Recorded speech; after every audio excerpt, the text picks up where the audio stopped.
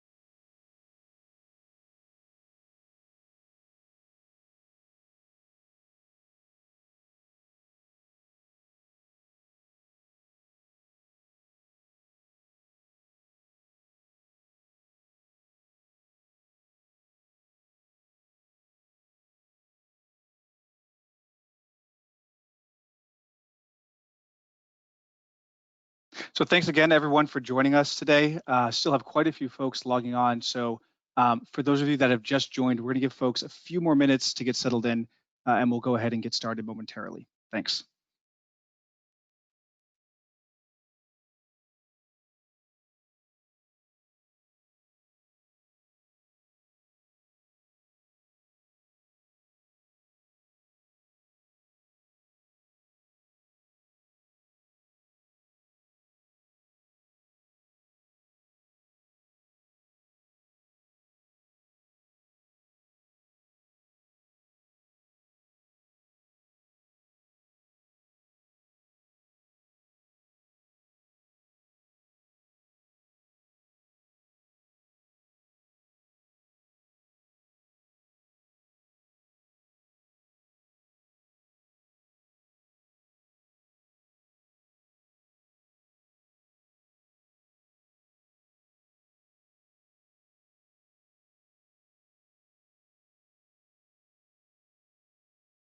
Great. We're going to go ahead and get started. So good afternoon, everyone, and thank you for joining us for today's webinar, dealing with unstructured documents through the Intelligent Automation Center of Excellence. My name is Jeremy Stinson, and I will be your moderator. I work on the marketing team at Indico, and I'm excited to be hosting today's session. Before we get started with today's webinar, I wanted to take care of a few housekeeping items. First, today's webinar will be available on demand after the live session. We'll be sure to send a follow-up note after today's webinar with a link to the recording. We've also added some attachments, which are available through the Attachments tab at the bottom of your screen. There you can find today's deck, as well as a recent white paper we produced with the Everest Group on unstructured data process automation, as well as some other related content. Next, we'd love to hear from you during today's presentation. If you have a question for our speakers, please feel free to send it through the Ask a Question tab at the bottom of the screen. We'll be answering questions at the end of the session. If we don't get to your question during today's webinar, we'll be sure to follow up afterwards. Next, I'd like to introduce you to today's speakers. Tom Wild brings 25 years of experience in solving the complex problems of digital content to the role of CEO of Indico. Prior to joining Indico, Tom was the Chief Product Officer at CSense, a leading data management provider and founder of Ramp, an enterprise video content management company. Tom also held senior roles at FastSearch, Viva Systems, and Lycos. He has extensive experience with company building and venture-backed startups and holds an MBA in entrepreneurial management from Wharton. Vishesh Bhatia joins us from Cognizant's Automation Advisory Services team in the Intelligent Automation practice. He has over 12 years of management consulting experience ranging across industries, with a central theme being operational excellence through automation. He led his first automation program at Cognizant 8 years ago when automation wasn't yet a buzzword. He's worked across industries and geographies, starting his career in India, followed by assignments in Australia, China, the Middle East, and now the United States. Today, Vishesh helps organizations at different stages of automation maturity with their automation journeys from beginners to mature teams struggling to achieve enterprise scale. And last but not least, Nadal Nasir. Nadal has over 20 years of experience in the insurance industry, holding a variety of roles focusing on operations, data analytics, and transformation and automation, ranging from account services to claims to internal audit. He's been based for extended periods in both the United States as well as Madrid, Spain, where he headed up AIG's claims analytics function for EMEA and currently focuses on SOX and internal audit automation leveraging new technology. Now, without further ado, I'll hand it over to Vishesh to get us started. Thank you, Jeremy. Good morning, good afternoon, and good evening to our audience, wherever you're joining us from today. I hope everybody's keeping safe out there. I'm really happy to be here talking today to both Tom and Nidal, and looking forward to gaining some insights through this conversation. Hopefully, we can leave our audience also with some useful knowledge to walk away with. Now, before we begin, we wanted to run a quick poll to get a sense of who we are speaking to. So if you all could please respond to the question that will pop up on your screen now, that would be great. Jeremy, if you want to just share this question.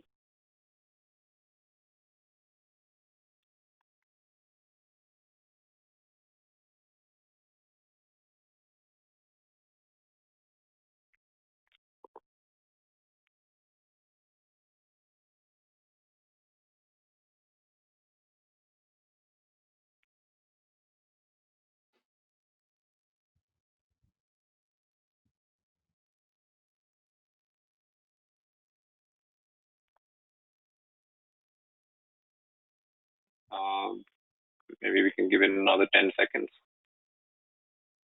All right, great. It looks like a pretty even spread, but most organizations, I think, started scaling up. So, well, I guess, the audience, the majority of the audience in this session today would find this conversation timely. It talks about scaling up. It talks about what we need to scale up. And for those that have not started, it's just going to be a good learning for what you need to get into.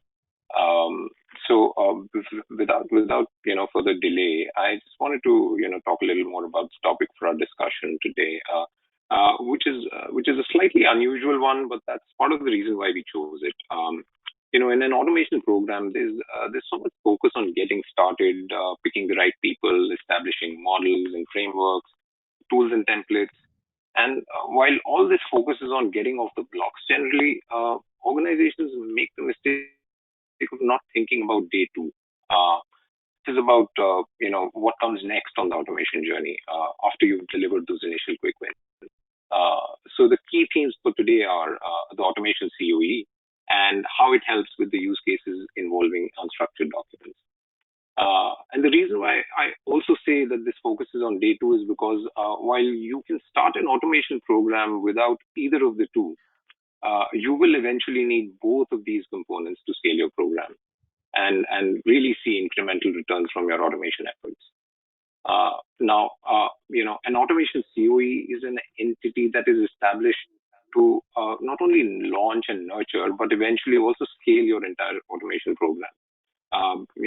It does that by establishing policies, guidelines, operating models, and frameworks. And COEs can also help automation programs reduce costs and improve outcomes, amongst other benefits that we'll talk about today. I also want to add, that leveraging automation as a transformational tool has gained a lot of deserved attention recently, and adoption of the all over the last decade or so has been fairly high. But you'd be surprised with as much progress as has been made, how much more ground there is yet to be covered. I wanted to share some figures with you all. So at present, it is estimated that almost 70% of organizations are expected to have started their automation programs. And it's further estimated that of these, up to 75% are actually willing to spend more and expand these programs. And yet, only about 3 to 5% of companies are actually able to achieve scale. Now, this tells me that organizations see value in automation, and they're also finding those initial successes. But they quickly run into seemingly insurmountable challenges on day two. And when organizations have exhausted, those quick wins and straightforward processes, where you're using your RPA and BPM solutions, they need to graduate to the next level of complexity. where you start increasingly seeing evidence of processes involving unstructured data, all the text or images coming in from third-party documents that can't be handled by RPA or rule-based approaches. And then the only way you can scale your automation program and breach this barrier is then to build a capability to address these use cases, something that an automation COE would help you prepare for. Before I go any further, Tom, do you want to talk to our audience a little bit about what unstructured documents are? Because often people think of emails and correspondence as the only kind, but maybe you can give us a broader view. Perfect. Yeah, thanks. And I love this idea of day two, and pleased to see that so much of the majority of the audience, it sounds like, is down the automation path already. So this should be quite relevant in terms of how to think about this, because really day two is about, you've been able to use an RPA type approach, a deterministic approach to pick off some of the low-hanging fruit from an automation perspective. And what happens is, once you get through that first cycle and you've captured that low-hanging fruit, typically you find that line of business comes back to the COE with more complex use cases. Typically involving unstructured, right? RPA type approaches are very good at structured, binary outcomes. But unstructured brings a new challenge to the table, yet occupies a lot of the workflows and processes that exist across the organization. And I think as you start to dig into unstructured, just as you sort of pointed out, Vishesh, there's actually a lot to it. So the way we tend to frame this challenge for the organization is, you need to think about unstructured as a continuum. On the far right-hand side, you have more solvable problems using traditional rule-based approaches, highly reified documents like W-2s, right? You know exactly what you're going to get ahead of time. They don't really vary. Everybody has the same format. Then in the middle of that spectrum, you have what we'll call semi-structured documents, things like invoices, where a template type approach can solve part of that problem, but typically runs out of gas because invoices vary too much, and so you need a different approach than sort of a typical template or rule-based approach. And then the far left of that spectrum is the real unstructured stuff. So these are the body of emails. These are contracts, policies, claims documents, customer support documentation, product documentation. There's no defined structure. You don't know the vocabulary ahead of time. You know what you're trying to get from that data, those documents, but you can't know ahead of time to write rules and templates effectively. And so those are classic day two problems, right? Your line of business is bringing that to the COE, and the COE needs to be in a position to begin to prescribe approaches that take advantage of existing automation strategies, but solve some of these day two problems. I don't know, Nidal, when you've experienced sort of getting past those day one opportunities into day two, where do you see sort of line of business and the COE typically struggling to engage on those kinds of use cases? Yeah, thanks, Tom, and thanks for having me. What we've seen in my experience is that, typically, as you mentioned, day one are your low-hanging fruit. They're the use cases which excited management. Day two, all of a sudden, becomes where we as a business start to ask for more resources, simply because of the fact that the process is more complex. We need better technology. We need better expertise and experience, and we may have to go beyond our own internal resources to get these COEs set up and get these processes off the ground and running. That's just really one piece of it to think about. And the other piece that I would caution people to think about for a day two is how these processes integrate with your existing technology. So whereas day one, you may be expecting to get certain data elements out of certain types of documents, during day two, you're not simply looking for the same types of data elements that you have historically, simply because now you have the opportunity to go after something a little richer, perhaps sentiment analysis as opposed to directly direct data fields which fit neatly into a structured form of some type. So I would even use day two opportunities as a way to not only improve what you're doing in day one, but to expand it and go beyond the traditional data elements which people are after. Thank you, Nidal and Tom. So let's begin. Jeremy, if you can just move to the slide. Yeah, thank you. one of the first steps in an automation program for a COE is enablement, where you need to lay the groundwork for the automation initiative to be built upon.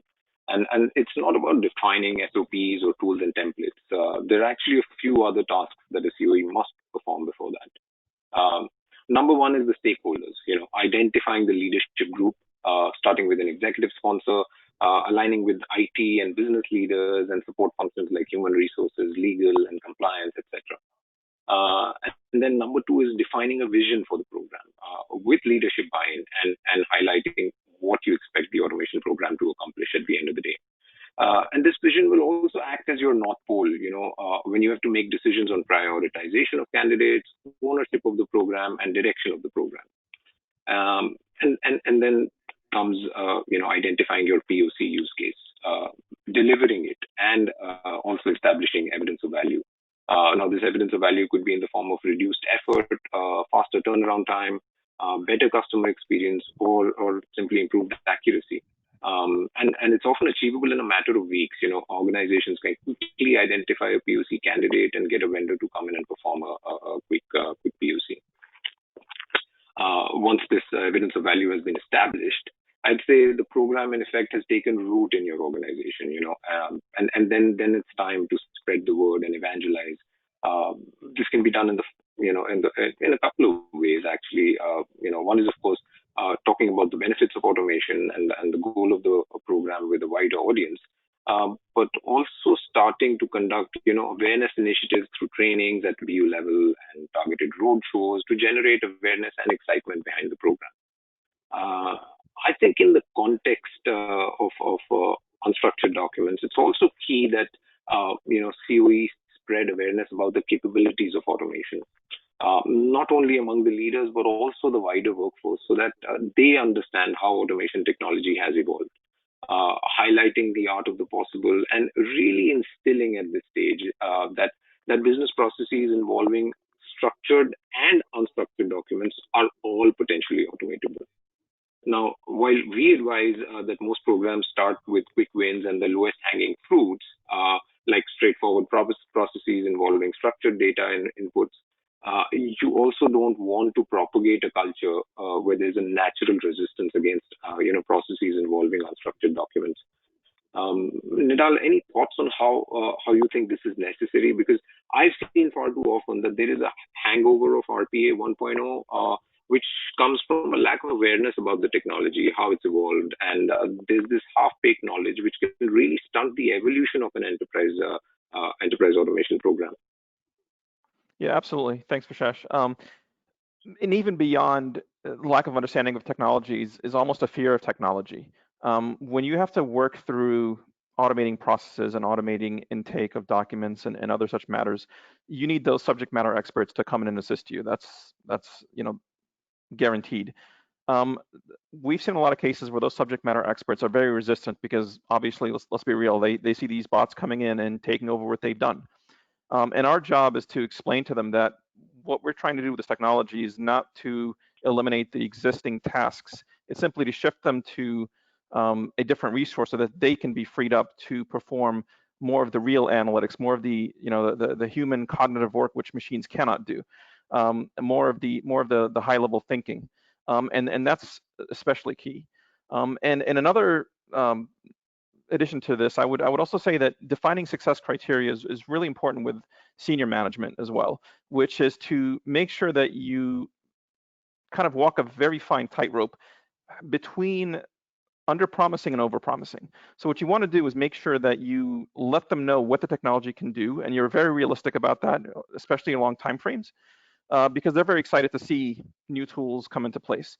But at the same time, you don't want to over-promise. The minute you start to over-promise and under-deliver, that's when they start looking at the investment and saying, well, I expected, for X dollars, I was going to get this, and I'm not getting it. So really, it's managing both sides of the equation. It's both a senior management expectations setting as well as making sure that you have buy-in and cooperation from the folks whose tasks you're trying to automate in this case. Tom, have you seen that same thing happen? Yeah, the way I like to describe it is much more like giving somebody a bionic arm as opposed to having a team of robots sit down and displace them. I think that's much more realistic in terms of what the technology can do. Also, we are a long way from being able to completely automate a lot of these complex business tasks. And so in some ways, having a bionic arm means you can now lift, 10 times the weight you could have before, and you're now suddenly more valuable in terms of your skill set, that your skills are amplified through automation type strategies. I think where we see people consistently stumble is really nailing down the success criteria and the ROI at the beginning of defining a project. That too often people are excited to see the technology, do a proof of concept, and then the discussion around business impact and ROI begins. And you can often find that you've wasted time because the conclusion is, well, you know what, this process shouldn't be automated. And so we really try to push customers to have rigor around real numbers. What is success here? If this can be augmented or automated, is it going to have impact on the business? Assume the technology is successful. And we always say that, kind of assume a backhoe, right? Assume it's going to work. Is it going to be valuable, even if we assume success? So I think those are things that the COE can really impact by creating ROI frameworks and making sure that line of business is doing that work ahead of time. Very valid inputs, both Nadal and Tom. Thank you. I'll move on to the next component of the COE function, which is operating models. So the operating model can be thought of in a few different ways. There are a few questions that we can address. To begin with, we need to think about what kind of relationship should exist between the stakeholders. Where does the ownership of the program lie between IT and business? Because organizations often treat automation as yet another IT project and fail to acknowledge the significance of business ownership. And although there's really no universal thumb rule, our general recommendation is that businesses should be in the driver's seat, with IT running point on key functions within the program. Next, I would say, is the resourcing model, which must be clearly defined to make sure that the right skill sets are available in the critical areas of the program. Like your implementation teams, should they be in-house or outsourced to a vendor? Or support teams for that matter, business process teams needed for handling business-related exceptions, and IT support teams for system-related exceptions. And then there's another question to be answered, which is, how do you fund the automation program? There are costs like the resources required, of course, for assessment and prioritization of the automation candidates, and then for development. And then there's also the cost of resources required for support and management of these automations eventually. Not to mention the cost of the full-time resources supporting the COE itself. And then there are the hardware and the software technology costs to account for. Now, one option is to fund the initiative centrally from the returns generated by the automation, wherein the program sort of pays for itself through the savings generated. And another is the chargeback model, where with all engaging business units, all functions can pay a fee for automation as a service, so to say. Lastly, we need to think about whether the COE itself should be centralized, federated, or decentralized. Centralized is COEs where the standards, guidelines, delivery, and support capabilities are all managed centrally. And then there's the decentralized model, where each business unit owns these capabilities and each manage their automation programs in silos.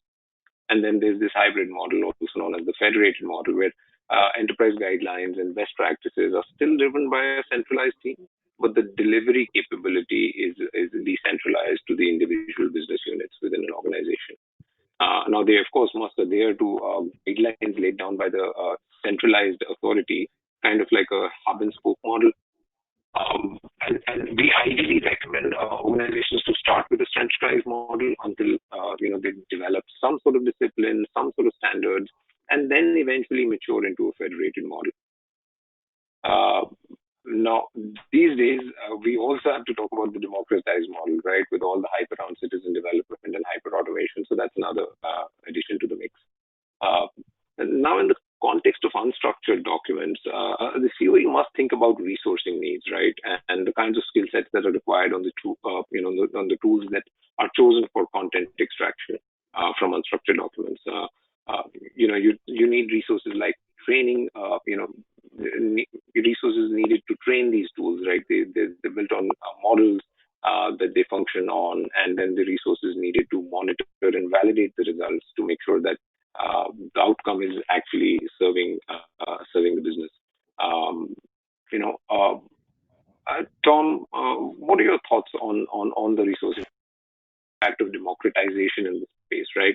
With automation tools sort of becoming ubiquitous, is there a logical evolution for content extraction, AI, ML technologies, and is that sort of the next frontier?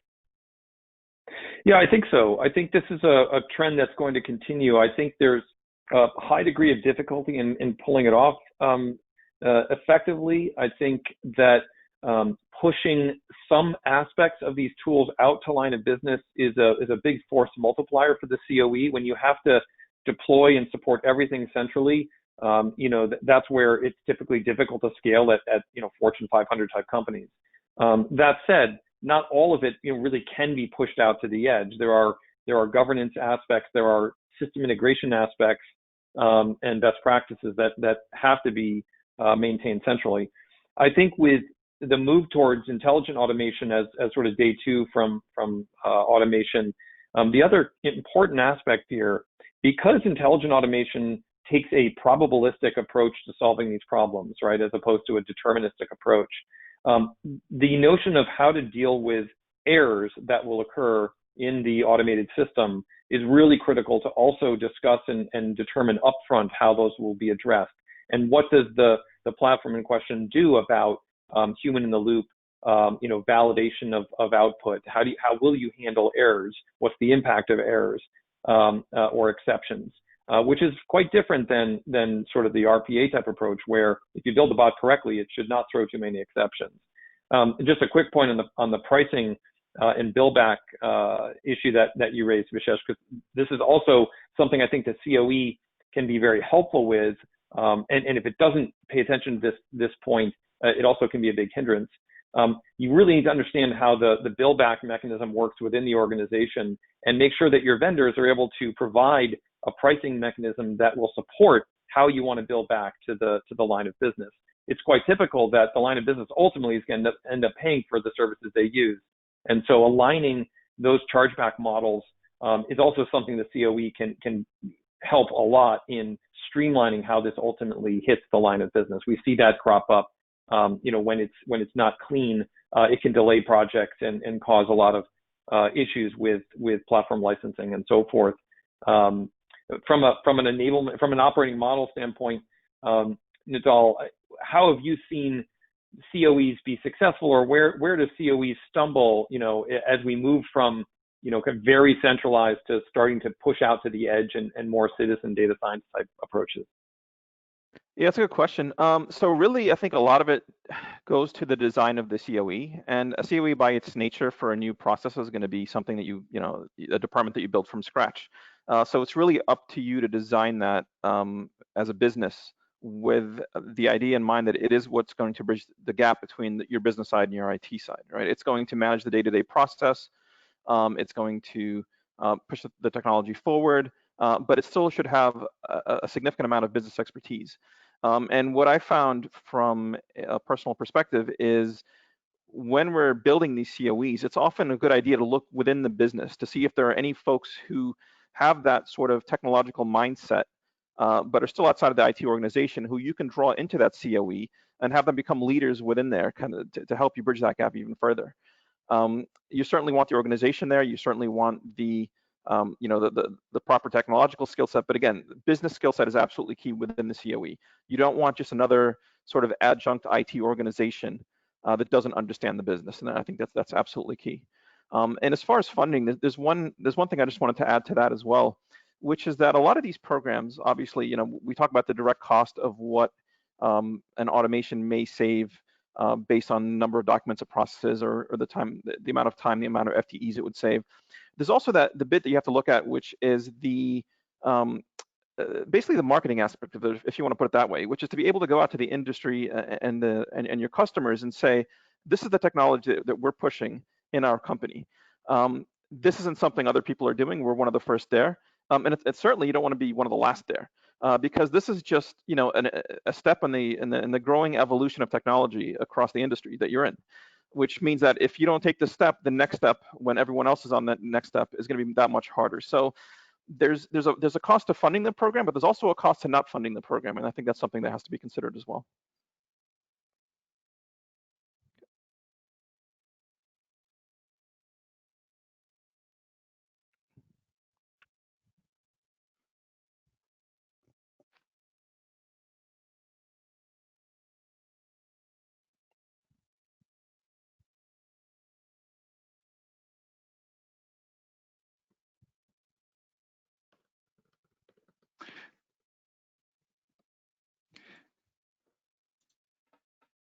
Hey, Vishesh, I think we've lost your audio.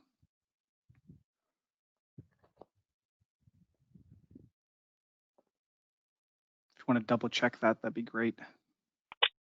Sorry, can you guys Perfect. hear me now? Yes, loud and clear. Thank you. Sorry for that. Somehow the mute button was pressed. Okay. So yeah, I was just saying, and I was just thanking Nadal for his inputs, and if we can begin with the next component now, just to keep us on time. The next component in an automation COE's function is a methodology and framework. While every function of the automation COE is critical to the success of your program, if there had to be one, I would pick this one at the core of the automation engine. This is where the COE defines enterprise standards and guidelines. This can span from the assessment phase for idea generation and prioritization, all the way to the standards that must be followed during development and deployment. For instance, an idea generation process should ideally be a mix of both top-down and a bottom-up approach, right? A top-down approach where ideas are identified by seeking opportunities within the top strategic initiatives of the organization, and bottom-up where ideas are generated by SMEs at random and later aligned to the organization's strategic initiatives. A COE can help with operationalizing this model. And then comes solution design, where the COE is responsible for establishing best practices and putting processes in place to enforce their adoption. Some examples of these relate to things like building scalability, recoverability, resilience, data integrity, and security in your solution designs. And then in the development stages too, right? It's important to adhere to coding standards that are defined by the COE to ensure consistency, reusability of code, and efficiency in management of bots during the steady state. And then lastly, integrating a robust testing program for unit integration and UAT testing to ensure there's adequate QA happening.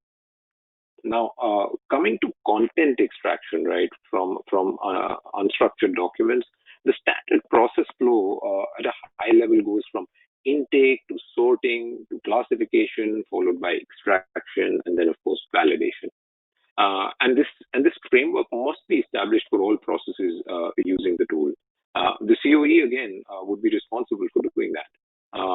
So Tom, for tools such as Indicos, right, what is the ideal framework to adopt in your opinion? Both from a training discipline standpoint, where you want to make sure that the model is trained with quality data, and then from an operational standpoint, considering human in the loop approach, like you mentioned, to ensure accurate outcomes and also continuous improvement. Yeah, no, it's a great topic. So, some of the keys are when you move from robotic automation to intelligent automation, you're moving from a world of sort of software defined automation to machine learning defined automation.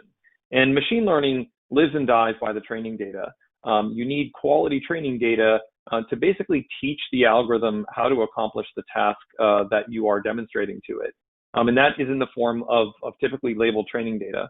Now, there are various developments in the market around helping training data be easier and more accessible. Companies like Indico are reducing the requirements of training data, but they're still a vital piece of the equation here. And educating line of business that to get started on an intelligent automation task requires assembling enough training data that has a defined structure and output that you're trying to achieve is really, really important when you move into solving these sort of day two problems like unstructured data type challenges and document-based challenges. So that's a new skill, a new skill to bring to the line of business to kind of understand the basics of why machine learning differs from robotic automation in its approach in terms of this delta from software engineered to machine learning engineered. And so I don't know, what was your experience? What has been your experience been in terms of your lines of business aren't data scientists, right? They weren't trained in machine learning. So how do you help them bridge that gap to give them enough knowledge to begin to participate in the automation of these kinds of use cases, these day two use cases? Yeah, I think a big part of it again is sort of internal marketing is the best way I would put it. It's to show people what the technology can do and what it can do for their team, and then try to get them to to share their resources and kind of get excited about the project. And a company like ours with 60,000 employees, you can find people who right away can jump in and get working on these types of projects. And at the same time, you'll find plenty of people who, no matter how much training you give them, will just not have that skill set. So I think finding the right people, the right partners within the business is absolutely key. Identify who those people are, and then as results start to come out, you're going to receive buy-in, receive funding, receive assistance from the business. So I think that's absolutely key. Now, as far as standard methodologies, that is critical in a large corporation, especially Fortune 500 international corporation. When you have a small team that runs off and works on this technology by itself, and then another small team in another state or another country with another line of business that runs off and works on this by itself, you can end up with two great solutions that now don't talk to each other. And you're gonna have to engineer a third process just to simply bring the data back together. So having that sort of central framework, which really is something that should probably be set up with the IT organization, is I think critical for this type of endeavor. And then as far as training data is concerned, the one thing I would also want to note on that is that training data is as good as the current environment.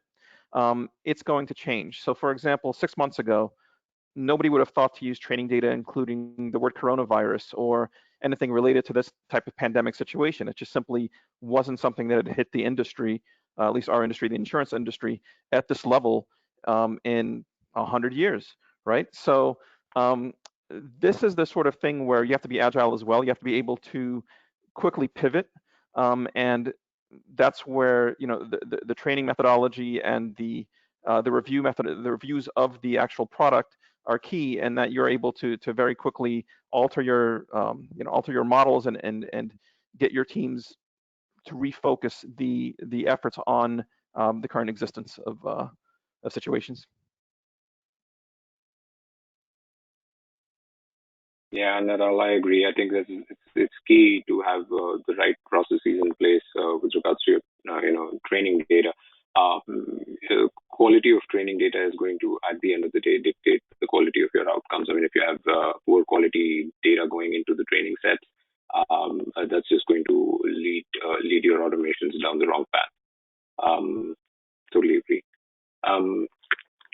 Moving on, Jeremy, with the slides on tools and technology, that's really the next component here for the COE. Now, if all other functions of the COE show you how to drive a car, it's now time to pick a car, right? Based on the needs of the program, of course. The COE is responsible for anticipating the needs of the program by keeping a close watch on organizations involving involving their needs and staying abreast with what's happening in the industry. Ultimately, it's the COE that has to ensure that we have the right infrastructure, the right tools and technology, and everything that's a structure that is in place to not only sort of support the variety of the use cases that we have, but also be prepared to scale it for an expanding automation program. And then the IT stakeholders and the COE, of course, have to play a leading role in this, right? They need to choose from a growing crop of AI and ML tools, depending on the use cases in the pipeline, and also make a call on how to integrate these technologies into the current framework. Should they be installed on premise or hosted on cloud? Are some of the decisions that need to be made. In relation to the content extraction, right, piece from unstructured documents, I'd say there isn't a one-size-fits-all solution. There is such a wide range of use cases on the nature of documents itself, right? To Tom's point, there can be structured or unstructured, of course. Then there's within unstructured, there can be typed or handwritten, or then text to voice to image. The COE must consider the use cases, right? And then the factors like licensing costs, volume of data expected, what the throughput is, business criticality of the processes. Do you want to support these use cases? And then, of course, your infrastructure constraints that IT needs to think about. Tom, I'll pose a couple of questions to you. So one is, there are no tools that can handle everything, but could you explain to our audience what are the different technologies that exist in the unstructured space?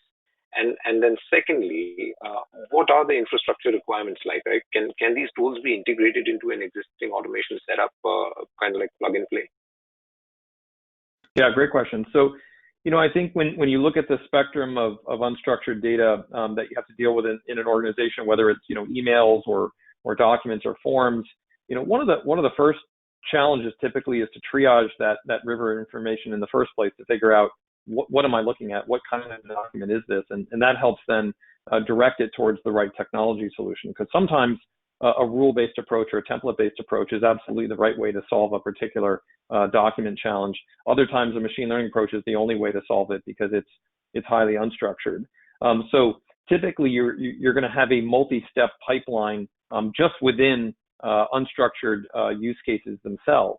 Then to your second question, Vishesh, it's important that you're able to integrate a unstructured solution into your existing business process management or RPA type implementation. So how will you take data from those workflows, and how will you hand structured data back to them? Orchestrating these things together is vital. I think that in the enterprise, there's always screen fatigue, right? You can't train your line of business folks on 50 different applications. It's just overwhelming for them. So making existing investments you've made play nicely together is an important consideration when picking tools and technology. What is upstream of these systems? What is downstream of these systems? Hopefully, you're leveraging and amplifying investments you've already made as part of this investment in automating unstructured type use cases. How do you think about that sort of screen creep, Nidal, when you're thinking about supporting line of business? Is there real fatigue there, and how do you manage that as a COE? Absolutely. I mean, there are dozens of applications any one user would need to access, in a given day or week or whatever it may be. And just as you mentioned, the more you have, the less likely you are to use some of these technologies and items. So we'll see people who, to give a simple example, will try to do database work in Excel just because they're familiar with the tool. They don't want to learn something new. So by reducing the amount of creep, you definitely increase adoption of the key technologies that you're looking to push. And I would look at it as, look at these technologies as just a good old toolkit. I mean, I love doing home renovations, right? I want one good screwdriver. I don't want, 3 of them, one of which strips and one of which is maybe okay. And just give me the right tool, and that's what I need. Just hand it to me. I think a lot of this has to do with process. So before doing any kind of automation, whether intelligent automation or traditional RPA, I would just say, look at your process. I mean, the 3 most important words for automation for me are process, process, process.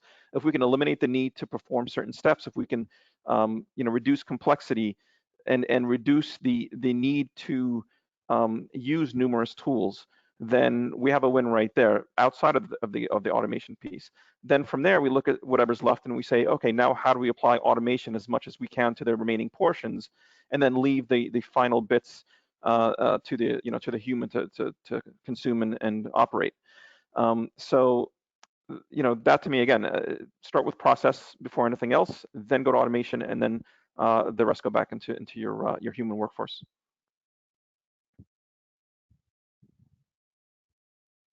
I love that, Nadal. Thank you for that sound advice. Process, process, process. I think that's you couldn't stress anymore.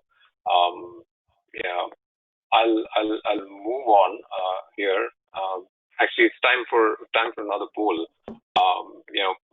We're just like last time, Jeremy. If you can just trigger the questions on the screens, and if everybody can quickly respond, we'll take a few seconds here and see the results.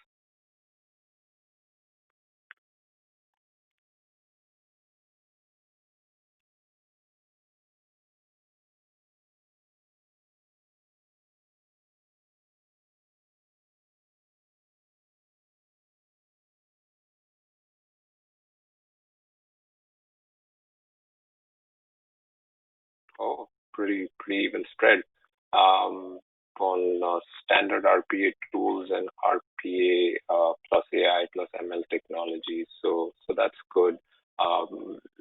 Very small population that hasn't started that has actually smart data intake also. So again, I guess this conversation is relevant. Hopefully, you guys can kind of move along the journey with the help of what you learn in today's conversation. I'll move on to the next component here, which is change and risk management. Now, let me break it down into change management and risk management. So to begin with, an organization can do everything else right, but if they fail to recognize the significance of change management as a function, the program will fail. There's just no other way. And I'm not even making an educated guess here. This is just a fact. Let me explain. First of all, when I talk about change, I'm referring to changes in people, process, and technology. I imagine you built a bot which follows a defined set of steps each time without fail, because that's what bots do, right? They're very good at following instructions accurately. Now, if the business process steps change and there's no change management mechanism in place, then the bot continues to perform the old steps. It will either terminate at that point or perform some undesired activities that might have a negative business impact. Kind of like a train going off the tracks because the track just doesn't exist anymore, right? The same goes for technology changes, right? When an underlying application changes or the login credentials, for instance, might change, the bot isn't updated, it'll just fail. It'll fail to log in. Similarly, if there are personnel changes and people have changed roles and responsibilities, the bot needs to be updated to reflect the most current stakeholders of a process that it's interacting with. So you see how change management becomes such a critical function in the world of automation.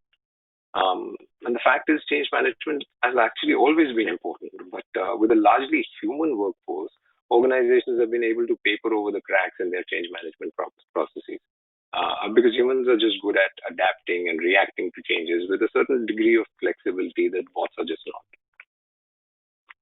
Now, coming to risk management, there's so many things that can potentially fail. And an automation COE needs to plan for them and make sure that A, they do not fail, or right, those scenarios don't occur. But if they do, what remedial action to take? And some examples of this are, technical issues such as network, or infrastructure failures, or simply unavailability of SMEs. And it becomes the COE's responsibility at this point to have a business continuity plan. So in the context of unstructured documents, then I think the biggest challenge has been when these documents change, right? What happens to the training model? We spoke about the quality of data, but the documents might change. Even if you've trained it with good quality data, your business is changing, regulatory environment is changing. So does the training model then get obsolete, and do we need to retrain it? What do you think, Nidal? Yeah, so there's a lot there, and I think as far as we can start with change management. So change management is really all about the way that you set up your COE and you set up your partnership with IT, as well as the business. So um, again, as you mentioned, we have different changing business environments. We have different changing technologies. We may have a case which is completely independent of the bot and independent of the business the business situation. Simply it could be an update to a core system in the company has a negative effect on the bot's interaction or the automation's interaction with other technology within the corporation, therefore causing failures. And some of these failures are going to be very obvious, where simply no results come out and somebody's alerted to that. And some of these are going to be very subtle, where results do come out. The results are almost right, but there's something a little off. And before that's detected, the company could be running on bad information and bad data. So it's critical to have a review process. It's critical to have a process of quality assurance, which reviews certain percentages or a certain proportion of the results to ensure that it's coming out as expected. And I think this process probably needs to sit at least to some degree on the business side. You don't want it all entirely on the COE side, so that you don't end up with, again, a changing business environment, which folks in the COE are simply not aware of. On top of that, there's another piece of risk management, which I don't think you talked about. We kind of alluded to is we talked about changing business environment, but also it could be a change in regulatory environment, which is absolutely key. So, for example, we have some very stringent data privacy laws which were implemented in California recently. Laws like this have been on the books in Europe for a number of years, and they're likely to spread even further. Now, one of the main focus of this type of technology is to be able to extract more information from documents. And when information becomes something which is more private and basically more regulated, we need to make sure that that's also taken into account. So I think that's a key risk which can hold some pretty severe fines for a company which doesn't treat it as such. So I would say, Tom, is that something that you've seen as well from some of the folks you've been working with? Yeah, I think that I'll just add a brief follow-on to that because I think you went through the issues really effectively. You can manage what you can measure, and so as part of beginning the implementation of a use case, understanding what you're going to measure is really important, so that you have a real QC approach. There's a whole industry around human performance management. We don't assume that we're going to hire somebody, put them in a corner, and never talk to them again to see if they're doing a good job. The same is true here, not to overuse the bot human analogy, but as the situation changes, you need to be able to measure the performance and take action.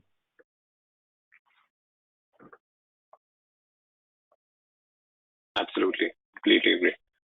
I see we have only about a few minutes left, so I'm going to speed things up a little bit here. Moving on to the next function, which is governance, right? Governance operates at two levels, in my opinion. First is the overarching program governance that provides strategic oversight, direction, funding, and support to the entire program. This can usually be in the form of a steering committee comprising of executive sponsors like business and IT leaders, as well as the COE representatives. And then this committee may meet periodically to review the overall program, make key strategic decisions, regarding the focus areas or any improvement opportunities, or provide support for any challenges faced by the COE, like lack of collaboration from business or clearing bottlenecks like conflicting priorities. So that's that. And then there's the second level at which governance operates for a COE or within a COE, which is more tactical and refers to the framework, which enforces the guidelines, the best practices, the methodologies that are defined by the COE to operate your program. Now, with respect to unstructured documents, I believe COEs should think about maintaining training discipline and publishing, taxonomy guidelines for document classification and indexing to avoid duplication of effort, ensuring that the outcome is more widely accessible to the entire organization. Because I've seen cases where, one team starts to monopolize the tool, a business unit starts to monopolize the tool, without any COE oversight, and they end up building rigid taxonomy structures that are just not suitable for enterprise scale. Other BUs struggle to use it, or they replicate or duplicate those instances, and months or years later we end up with a jumbled mess. Nidal, in your experience, have you seen this problem occur? I've seen this constantly, and it's really, it's almost inevitable in a large corporation, at least the way, business had been done in the past, especially for companies that go in and, we're purchasing other companies or selling off divisions, things of that nature. You're going to end up with systems which don't mesh well together. You're going to end up with that sort of situation. The thing is, you don't want to compound that by, working with new technology and allowing that to go forward. You want to make sure that's in place. I completely agree with that piece. Tom, you want to speak to that?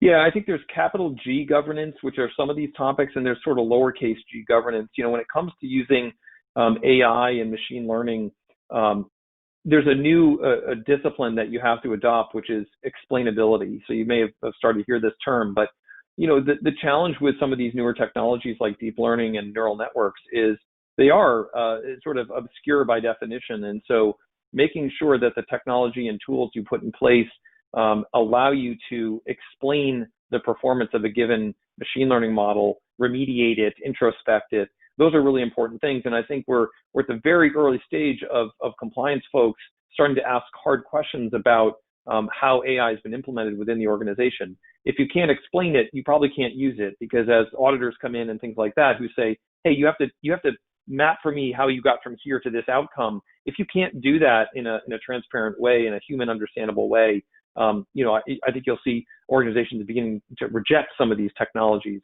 as just too risky because you can't understand their behavior. Fair point. Yeah. Thank you for that. Tom. I'll keep pushing forward. To our last component of the COE, which is outcomes management. So as with any significant effort, right, you need to define upfront how you will measure the results. Once the automation program is up and running, the COE should start identifying the key metrics which its stakeholders would be interested in. You can measure automation ROI, of course, which is the first thing that comes to everyone's mind. But then there's so many more metrics that we believe should be tracked. There's a wide array of KPIs that tell you a lot about the overall health of your automation programs. Now, these can be broadly classified under three buckets. One is performance metrics, then is operational metrics, and then process metrics. I'll explain each of these in a little brief. Performance metrics are the ones that provide visibility into the performance of the automation program and opportunities for it to improve. Examples could be ROI metrics, the average cycle time from request to deployment, or automation percentage by business unit, etc. Then comes operational metrics, which provide a view into the health of the automations, like utilization and uptime for the automation environment. And then lastly, process metrics, which provide a holistic view of the work being completed by the virtual workforce with employees at a process level, right? Average handle time, number of transactions completed, or your exception rate are all examples of that. Now, for unstructured documents, we also need to look at specific metrics like the accuracy rate, the throughput, the document classification rate, etc. All these things and other metrics give us an insight into how effective the content extraction tools are, and if there are any configuration changes necessary in the tool itself, right, to constantly optimize the output you're getting from these tools. Tom, would you like to talk a little bit more about the outcomes that can be measured in the context of unstructured documents? Yeah, I think there's two important issues here. One is deciding what to measure that's going to impact the business. But I think the corollary to that is, again, with artificial intelligence and probabilistic approaches, the human in the loop piece is really important. So how will you leverage human in the loop to validate the outcomes, to make sure that errors that are, extremely impactful don't make it through the full process. That's a reality of using machine learning, is having an explicit strategy with human in the loop.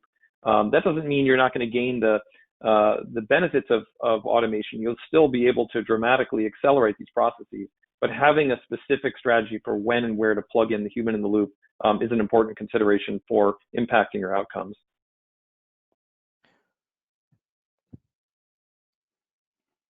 Yeah, if I want to say something quickly, I'll just say that. Yeah, I'll just say something quickly on this. You have to also, I think, differentiate between processes which are critical, 100% have to run properly every single time, processes which are, which are directional. So, for example, who do I send my marketing emails to is different from who do I make that workers' compensation payment to, and that creates a different level of management that you have to do on top of these outcomes. Absolutely. Great. Well, Vishesh, I'm going to jump in here real quick because we are at the hour mark here.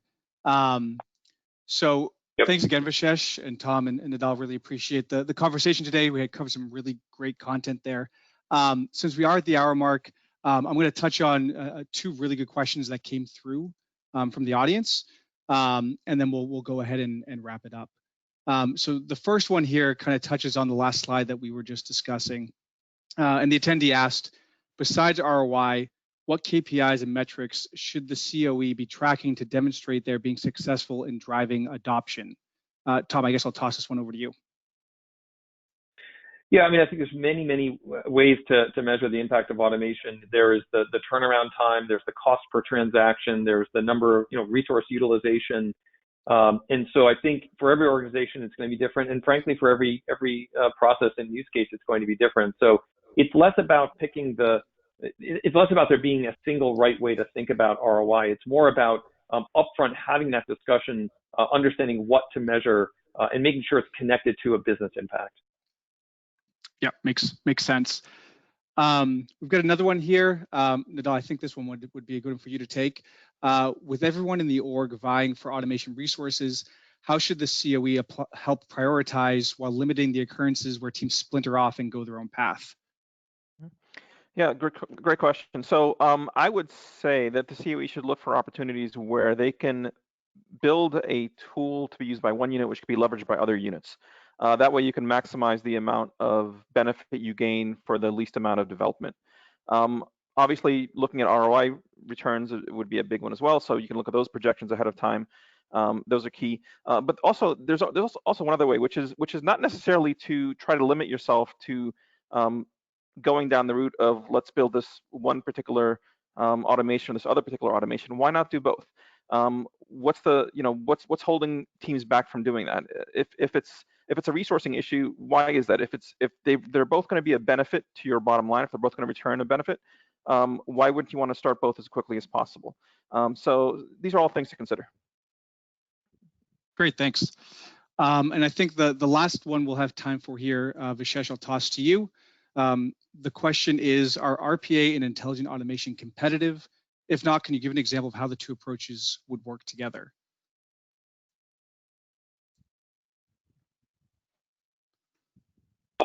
No, I would say they're more complementary. RPA is the first stage of evolution, and intelligent automation, which we are seeing increasingly evidence of, we're in the middle of, is just an evolved state of automation.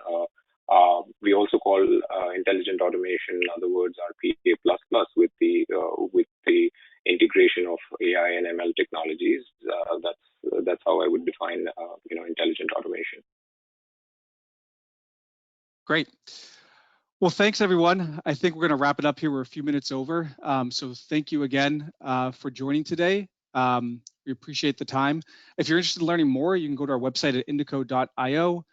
Check out our blog, which has a ton of great content that goes into more detail around the topics that we've been discussing today. Or you can send us a note directly at contact@indico.io if you'd like to speak with us directly. So again, a big thank you to our presenters, Tom, Vishesh, and Nadal, and thank you to the audience for joining us. We hope to see you again soon. Thanks, everyone. Thank you, guys. Thanks, Jeremy. Thank you.